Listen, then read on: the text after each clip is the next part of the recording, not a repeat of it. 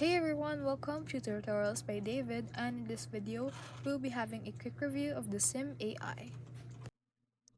The SiM AI or SiM Studio platform is currently the Figma for AI agents, offering the most intuitive way to build complex agentic workflows in 2026. Unlike older automation tools that feel like spreadsheets, SiM AI uses a sleek drag and drop canvas that allows you to visually map out how different models like ChatGPT 4o or Claude interact with your real world data.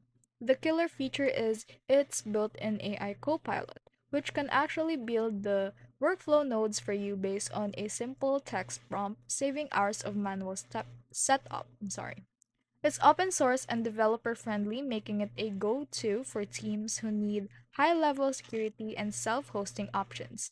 However, the learning curve is still present. If you don't understand the logic of chained prompts, you might feel overwhelmed. Additionally, while the core features are robust, its library for third party integrations is still catching up to giants like Zapier.